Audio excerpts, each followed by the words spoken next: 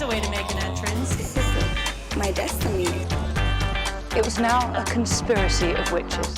Download Veely today.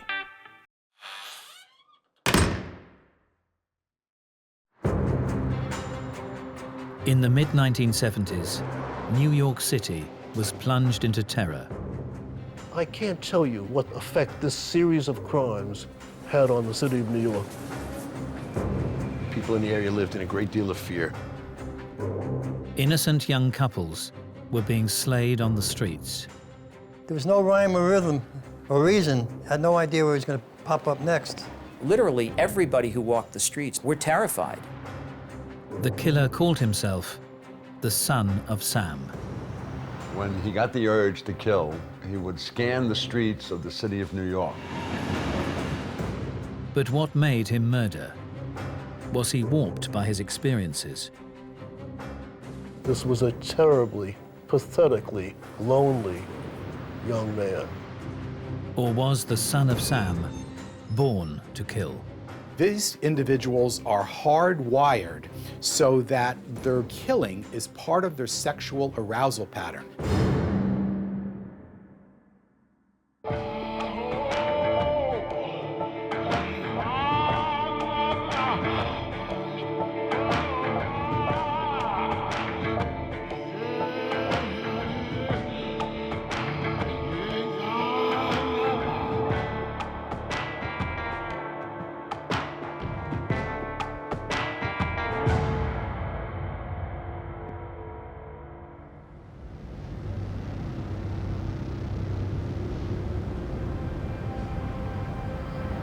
It's changed. This used to be a park house that's somewhere in the middle over here before they renovated this park years back. In the summer of 1977, after meeting just a week earlier, 20-year-olds Robert Violante and Stacy Moskowitz were out on their first date. We had gone out to a movie first, and then we drove over here to where we're sitting now. We came out into the park. It was a summer night. It was nice out, and we felt like two little kids. I said, "How about we let's go for playing a swing for a little while." When I had walked by the park, I had just saw some guy hanging out and didn't think anything of it. And then we had gone into my car. We sat in my car. And then the next thing, all I remember was hearing a couple of loud noises, like bangs.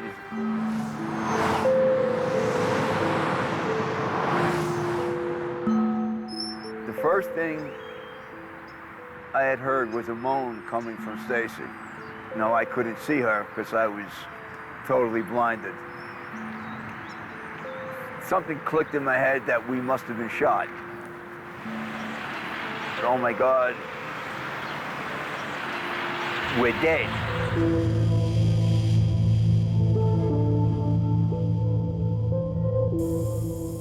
The attack was to be the final chilling act of the most notorious killer in New York's history.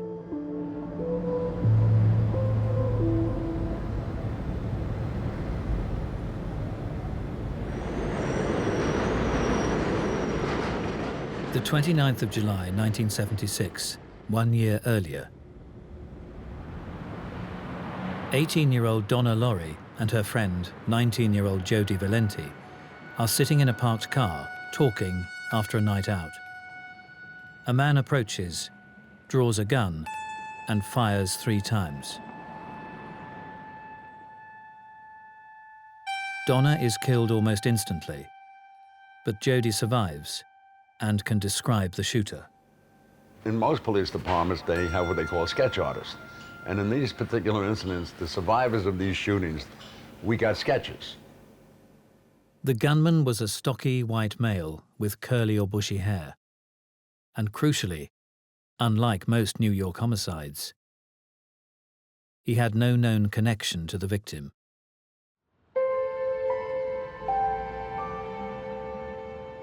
Over the following winter months of 1976, there would be 2 further unprovoked shootings, injuring 4 more victims, this time in the borough of Queens. The memory of the case is seared in my memory for all time, like all other New Yorkers who were around at that time. These killings began as sort of random events. There was no rhyme or rhythm or reason. However, there were similarities between the crimes. Many of the shootings took place in dark lovers' lane areas where, young people might be parking, and a man would approach and open fire. Clearly a serial sexual murder in my judgment. Take a look at who he's shooting. He's shooting women. He's shooting them in lovers' lanes.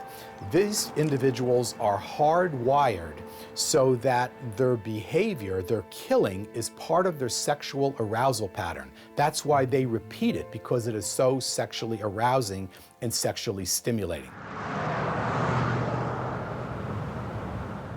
On the 30th of January 1977, another shooting. Detective Sergeant Joseph Coffey was assigned to the case. I was called in to investigate a homicide that occurred in Queens County. It was the homicide of a girl named Christine Freund, and she was sitting in a car with a boyfriend. 26-year-old Christine and her boyfriend John had returned to their car after a night out, when without warning, a gunman opened fire. And it was a brutal killing. She was shot in the head several times. As with the first 3 attacks, the shooter was unknown to the victims and had immediately fled the scene of the crime.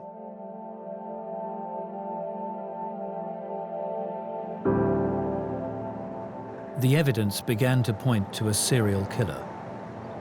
It became apparent that the same weapon, a .44 caliber revolver, was being used in all of the killings. But ballistics results were inconclusive. Ballistics of the bullets involved did not match because of the nature of the type of gun that was used. It was a .44 caliber Charter Arms Bulldog. That gun was fashioned for sky marshals, and the gun was of such a nomenclature that it was made that you could fire it from within an aeroplane and not penetrate the fuselage. So that means the ballistics of the bullet coming out of the gun was limited. 5 weeks later, just 1 street away, the gun was used again.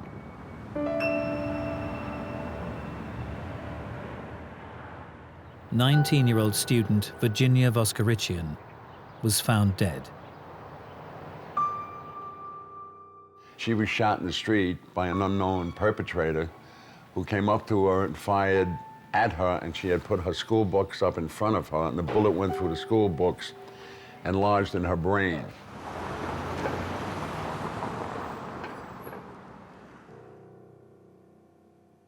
We were able to compare the bullet that we recovered from her skull to the original shooting that we took from the body of Donna Lauria.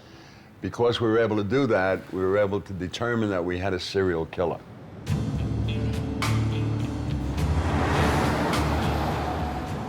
Five attacks had left 3 dead and 4 injured, and now news spread that a serial killer was stalking the streets of New York. People were afraid to go out. It was a terrifying experience. I mean, it was a time where one man could terrorize an entire city of 8 million people. Literally everybody who walked the streets, particularly women, were terrified. But the mystery killer's reign of terror had only just begun.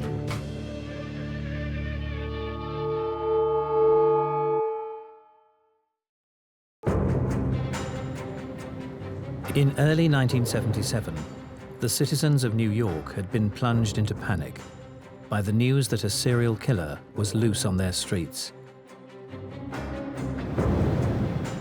5 attacks had already left 3 dead and 4 wounded. And in the early hours of the 17th of April, the killer struck again. Detective Joseph Coffey is called to the Bronx. That shooting, he killed 2 people, a boy and a girl in a car, again, having a liaison in the car, and he came up and killed both of them. 20-year-old Alexander Esau and 18-year-old Valentina Siriani had both been shot twice. As usual, the killer had fled the scene. But this time, there was a twist. In the shooting in the Bronx, a letter was left.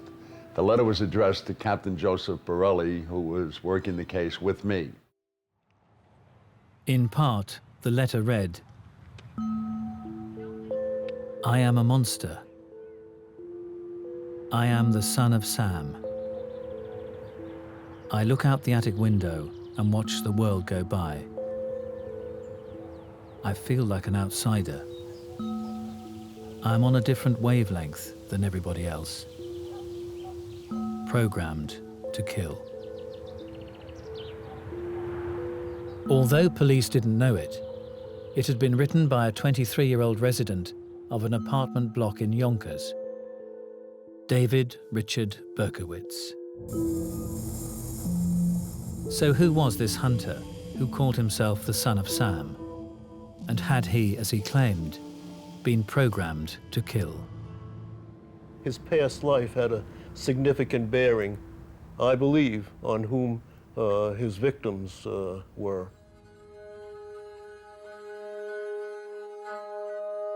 David Berkowitz was born Richard David Falco on the 1st of June 1953. The result of an extramarital affair, he was immediately given up for adoption to childless couple Nathan and Pearl Berkowitz.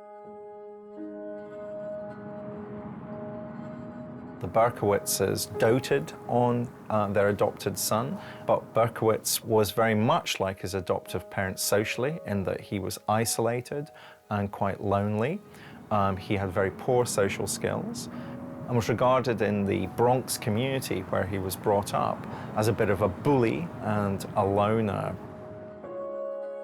The young Berkowitz would have sudden outbursts of anger and violence, leading to his adoptive parents taking him to a psychiatrist. Of interest is that he always had tried to belong in his school. He didn't fit. He was kind of a loner, but not in the sense that you would be worried about him. He had no behavior problems, but he also had no friends that he felt close to. Throughout his adolescence, there is no recorded incidents of Berkowitz having a girlfriend. It's interesting to speculate that his choice of targets are usually young women or young courting women who are in the company of their boyfriend, might be seen as a way of Berkowitz acting out his inability to establish his own form of relationship with a girlfriend. At 14 years old, Berkowitz would be devastated by the death of his adoptive mother, Pearl, from breast cancer. This seems to have been a crisis in his life. His grades at school will dive, he loses his faith in God, and so forth. And especially the kind of underlying problems that Berkowitz, the adult, is going to show are going to become exacerbated when his adoptive father remarries and he does not get on with his new stepmother, and his feelings of being isolated, of women abandoning him, become more and more exacerbated. At 18, he joins the army. He went off into the service, spent a year in Korea, spent a year in no uncertain terms of just getting intoxicated on drugs every single day. After serving overseas, Berkowitz was then posted back to the US, stationed in Virginia. No drugs anymore, and instead we have a very, very lonely young man not knowing what to do with himself, who finds himself in the midst of a very intense Baptist region. And in the fullness of time, he converts. But this is not somebody who really has found God, but really of wanting to be accepted and loved by others. This was a terribly, pathetically lonely young man. Disillusioned with army life, Berkowitz quits and returns to New York. He makes contact with his natural mother, who reveals the circumstances of his birth and adoption. He found out who his real parents were. It turned out his mother's married name was Italian, and that the man by whom she had fathered the child was Jewish. They had an extramarital affair. And this, I think, plays a direct role in whom he was watching, which couples he sought out. They were either Italian or Jewish. And he would later write this, or say this, that he was in effect displacing his resentment at his parents, real parents, for having had him and then put him up for adoption, that is, as he would view it, abandoned him.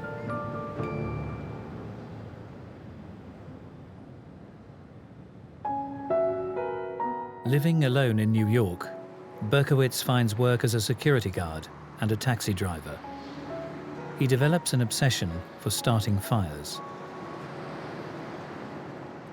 Berkowitz set 1,488 fires before he started killing people. How do we know that? He documented it very carefully in his diary. No real intent for damage, but to be able to call out for help or for succor or support by turning in a fire alarm and watching the fire engines come out. That's what he was so seeking of some kind of external response. These fires, in my judgment, were sexually motivated as well, because look at the power and control that you can have by setting a fire. You could set a building on fire, a car, a field. And for these individuals, that type of control is eroticized. It's sexually stimulating to them to do that type of thing. In 1976, Berkowitz moved to a top-floor apartment in Yonkers, New York. Neighbors began to notice strange incidents.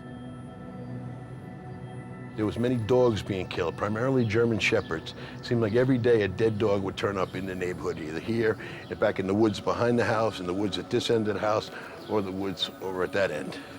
And fires, frequent fires in this area, including the same apartment number in the various buildings, 1, 2, and 3. The house you can see far back there, apartment building, almost took off the whole corner of the building. One neighbor in particular was singled out for special attention. David Berkowitz lived in the back far corner of the building, and if you look down, you would see a street that was on, that Sam Carr's house was on. Sam Carr had a black Labrador that lived in the backyard in a doghouse. Sam Carr's dog would bark incessantly through the night. Berkowitz began writing anonymous threatening letters to Sam, eventually shooting and injuring the dog. He has underlying mental health problems in which it's not a question of switching on and switching off those mental health problems. It's a question of his disordered thinking is actually what patterns his consistent behavior day in, day out.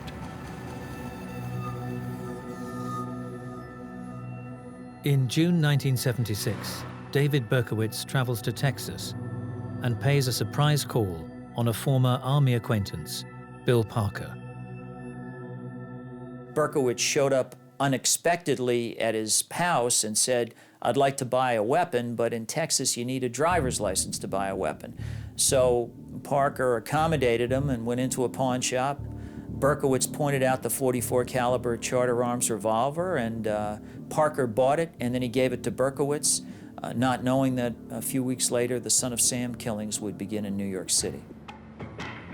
By the spring of 1977, Berkowitz had claimed the lives of 5 young people. But his reign of terror was far from over.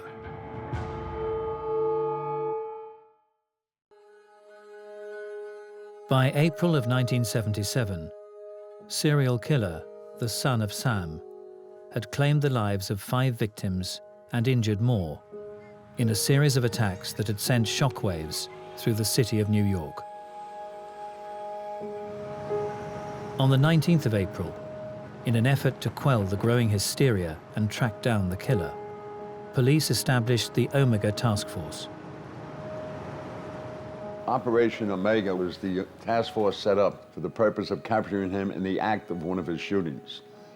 We combined the detective forces, which were investigators from all over New York City, with the patrol force, which were the uniform cops in New York City, to the point where we had 300 to 400 detectives and uniform patrols on the streets of New York, particularly in the boroughs of Queens and the Bronx, looking to catch this individual in the act of committing his crimes.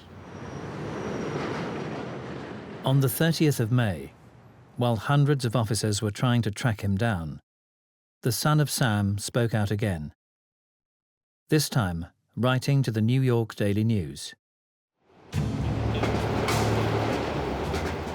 The letter began, "Hello from the gutters of New York City, which are filled with dog manure, vomit, stale wine, urine and blood. Hello from the sewers of New York City, which swallow up these delicacies when they are washed away by the sweeper trucks. Hello from the cracks in the sidewalks of New York City, and from the ants that dwell in these cracks and feed on the dried blood of the dead."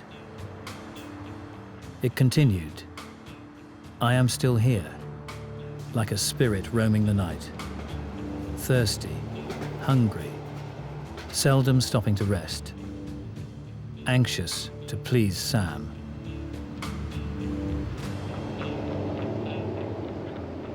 These individuals are very often highly narcissistic, and it's not unusual at all for them to want publicity, to follow the publicity in the media, and to get some sort of stimulation as a result of that, because in their mind, they think that they're smarter than the police, they're smarter than everybody. People were very nervous, apprehensive. They saw ghosts in all the shadows. Girls cut their hair, long hair that made it short, changed the color. The nightclubs, bars, dance halls, all losing business.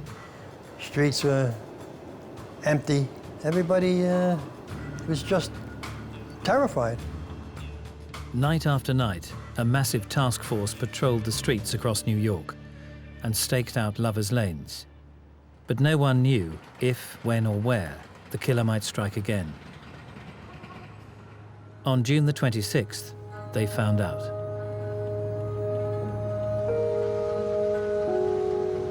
As soon as we got here, we knew it was the son of Sam. Yeah, it was a hot summer night, 1977. And that particular night, I got a call over the air that a shooting occurred at this location, which occurred right up the block here. 2 young people in the car, both shot. Discotheque here with hundreds of young people inside. Patrol cars all over the place, a scene of panic, people in the streets. The uniformed police responded, cordoned off the area. We conducted our forensic investigation, and we also canvassed the area of witnesses. Although injured, both victims survived and were able to describe the attack.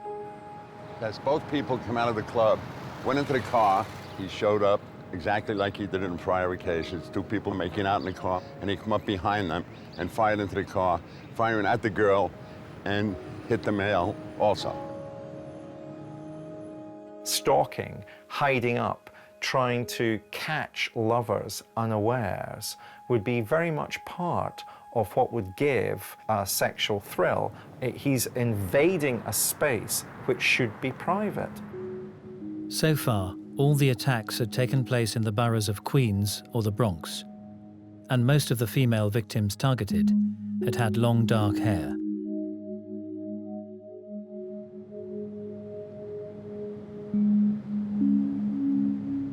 It was on the 31st of July 1977 when 20-year-old Robert Violante had set out for his first date with the young girl he'd met a week earlier. The night before, I was out in one of our local nightclubs that we hung out in all the time. And I was standing outside in front, just getting some air with a buddy of mine. And I had said to Louis, I said, Louis, you ever hear the expression, you feel it in your bones, you got that gut wrenching feeling? I said, Louis, I just have it in my gut that he's gonna either hit Brooklyn tonight or tomorrow night, meaning Saturday night. I just knew it, I just felt it. The next night, that same feeling was like a million miles away from me. Had no feeling at all. But I won't forget leaving my house, and as I was walking down the stairs, my mom turned to me and said, Robert, just be careful. And I turned to her and I said, you know, I said, don't worry, that's gonna, I said, she's a blonde. Later that night, Robert and Stacy were sitting in his parked car when 3 shots rang out. The bullet entered directly into my eye and came straight across.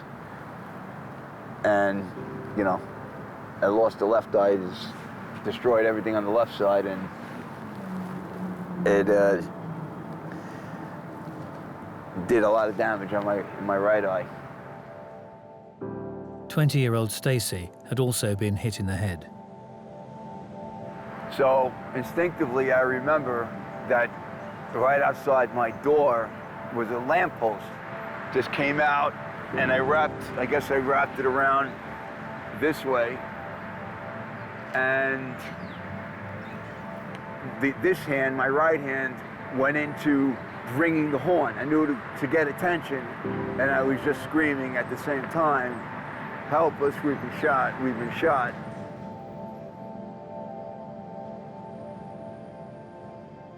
The young couple were rushed to hospital. Robert lost one eye and most of the sight in the other. 36 hours after the attack, Stacy Moskowitz was pronounced dead.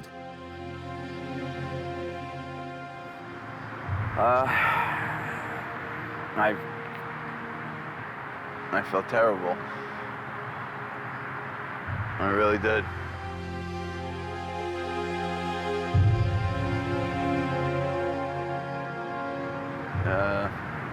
She was such a sweet girl. Even though I had only met her on my first date, I just knew she was a very, very sweet girl. It was the first time the son of Sam had struck in Brooklyn. Detective Ed O'Sullivan was assigned to the case. The homicide squad in Brooklyn during that homicide was so positive. They were up. They were, we're going to get him. We can just feel it. I said, you came to the wrong place, buddy. A few days later, an eyewitness came forward. They had spotted a suspicious-looking man near the scene of the crime. They described how he looked agitated after receiving a parking ticket. The Brooklyn detectives traced the ticket and vehicle. Was registered to David Berkowitz with an address in Yonkers. The name of the car owner was one they had seen before amongst thousands of tip-offs. A company called IBI had some information about a guy named Berkowitz who worked for them, who was a bit of a nut job. You ought to look into him. So we started to look into him. Also at that time, we got an individual who called us and came into our office by the name of Sam Carr, who said to us, I have a lunatic who lives near me. He shot my dog, and his name is David Berkowitz. And then we have the parking violation ticket on the car at the scene of the killing of Stacy Moskowitz. 2 + 2 + 2 equals David Berkowitz. On the 10th of August, police assembled in Yonkers. It was a hot summer day, and it was unusual in the sense that this is a very quiet neighborhood. Commonly you see a police car out here on occasion. This day there was a conglomerate of them. They were up and down the street this way, one right in front of my house, and on the street far up there was about 4 or 5 of them. David Berkowitz came out of the building, seemingly oblivious to the world, and walked to his car, which had been right over about where that silver car is, right over there. As soon as he opened the door, he got into his car, they surrounded him. At that time, the 2 detectives got out of the car. One name was John Filatico, the other one was Sergeant Gardella. Filatico went up to the driver's side of the car. Berkowitz was already in the car. He had his gun out, and he said, "Put your hands on the dashboard and don't move." Berkowitz turned to Detective Filatico and said, "You got me." Filatico says to him, "Who do I have?" He says, "You have the son of Sam."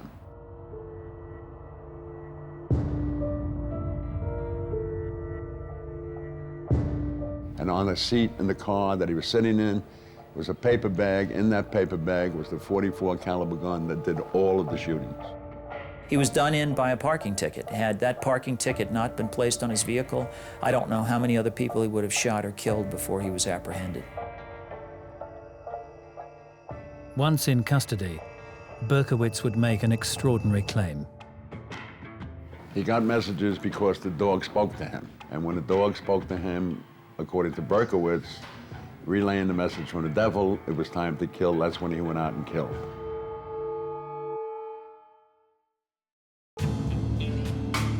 In August of 1977, 24-year-old David Berkowitz admitted he was the son of Sam, a serial killer who had terrorized the streets of New York for a year. The night he was caught, there was all sorts of celebrations. They were giving away drinks in all the bars. With Berkowitz in custody, investigators would now try to discover what had motivated his crimes. Interviewing him for the first time, Detective Sergeant Joseph Coffey could never have predicted Berkowitz's explanation. We spoke to him about each killing, how he did it, in detail from A to Z. For 3 hours, he sat there, and he never blinked his eyes, and he had a constant smile on his face. And he went through chapter and verse of every shooting and killing that he did, from the first one to the night we captured him. He told us that his motivation was his connection to the devil. The devil told him to kill these women. The devil told him when to do it, and the devil communicated to him through the dog that belonged to Sam Carr.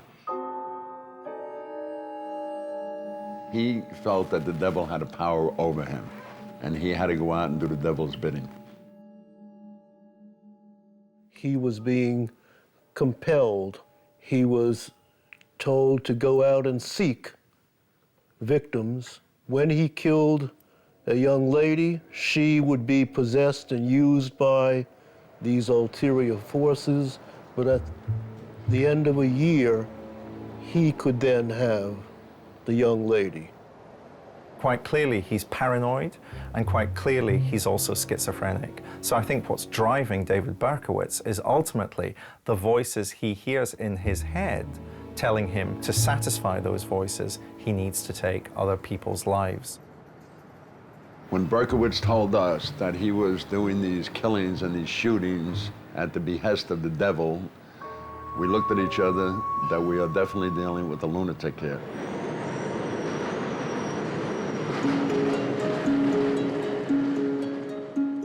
The judge ordered that a competency hearing be held with respect to Berkowitz. Now, this is common, of course, in any case where the court suspects mental illness.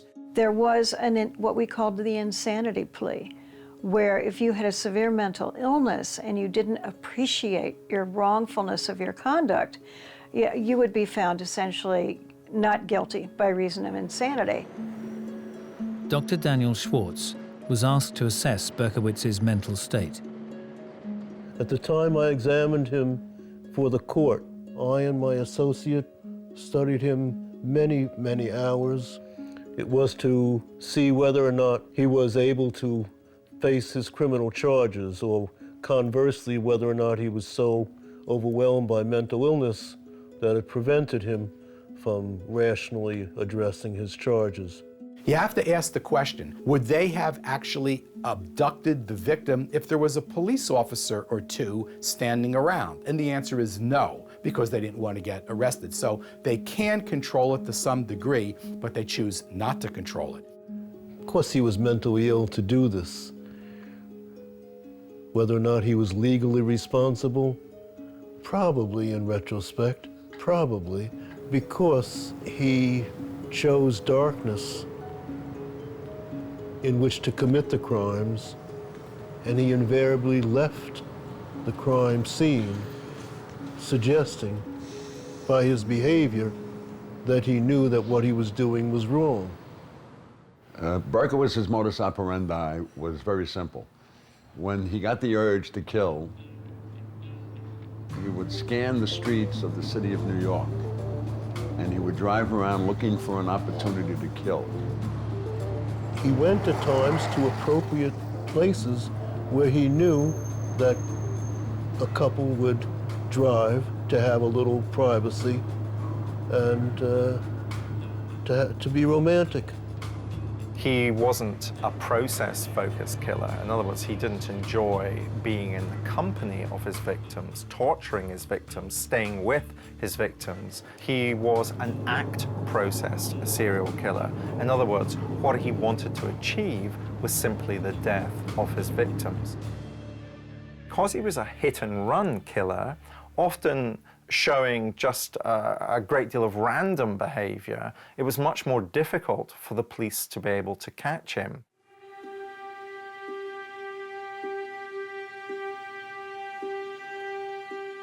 Although Berkowitz had confessed to the attacks, there were fears that a trial might see him found not guilty by reason of insanity. After several weeks, he told me that he was feeling increasingly depressed, regretful, guilty for what he had done. Berkowitz was allowed to consult with a preacher. There was a Baptist woman. She saw him, and I'll never forget what happened. She saw him alone. He would ask her a question. She would then talk to God. God would then ostensibly answer her, and she would repeat the answer to David. And when they came out an hour later, she went on her way. He walked down the hall towards me. He had this incredible glow on his face that he had just met God again. And so he came out of this informing me and his attorneys that he was going to plead guilty. And nothing could change his mind. Attorneys spent hours with him. I was present several times, trying to convince him to plead insanity. On the 5th of August 1978, Berkowitz appeared in court. Everybody was surprised when Berkowitz walked into court, and instead of demanding a trial, he pled guilty to everything. And so the biggest case in the United States, the most highly publicized serial killer in the United States, suddenly pled guilty, and that was pretty much the end of the case.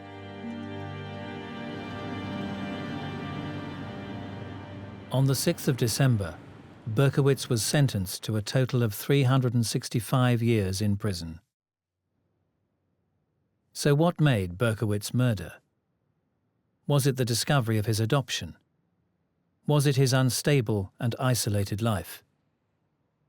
Or was the son of Sam simply born to kill?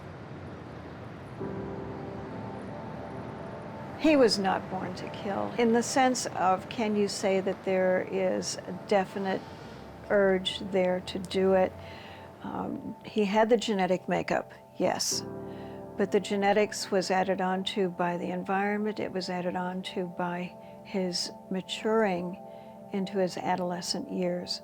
where the brain function starts to work on the gene, and then you have all of the beginning fantasies to kill.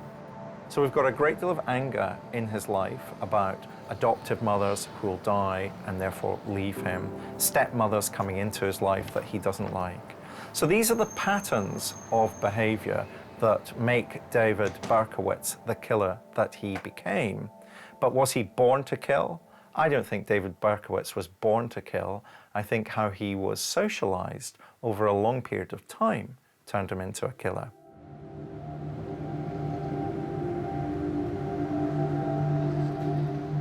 I think a compelling case could be made that Berkowitz was born to kill. I think that there are certain kinds of mental illness that are hardwired into people. I mean, I think the more neurologists study the brain, the more they find that the presence of certain chemicals in the brain and the way they operate can compel people to engage in certain activities. And it seems clear to me that he suffered from severe mental illness and that mental illness drove him to kill. What it is not is a result of poor parenting or some watershed event that happens in someone's life. There's thousands and thousands of people that have been adopted and don't do anything even close to what Berkowitz did.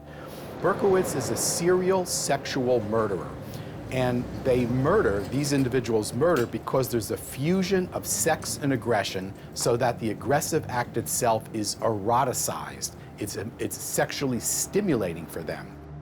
That's why they repeat it, because it is so sexually arousing and sexually stimulating. A number of people have said the overwhelming majority of serial sexual murderers kill up close and personal. Very, very rarely do they shoot somebody. Therefore, how do you explain David Berkowitz falling within that category? But you have to look at the first victim. The first victim that Berkowitz tried to kill was a woman, and he did it with a knife, except he didn't kill her. And so he then reverted to a method of killing that he was most comfortable with. Psychiatrist Dr. Daniel Schwartz, who had examined David Berkowitz after his capture, would later receive a letter from prison.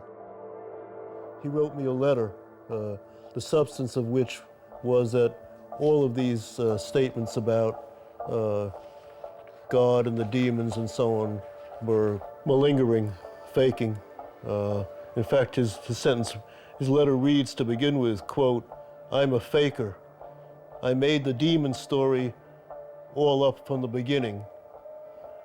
The reason for this was to try to mentally justify and cause for the crimes I committed. I knew there were no real demons, witches, talking dogs, and satanic henchmen. When I started committing these crimes, I had no idea of what motivated me. I decided that the demons as a cause would be appropriate. This is also why I pleaded guilty, because I knew I was." I mean, what makes a person a killer? I don't know, I'll never understand that totally, But, I don't believe anybody's born like that to have that in them, but I really don't know for sure. All the victims and lives that they destroyed, they're just innocent kids, just all having fun, just all at the prime of their life. And, even the survivors, tremendous trauma, but I hope they're all doing well in their lives. I had never thought about that too much, but I'm saying it now that I just hope they're all doing well.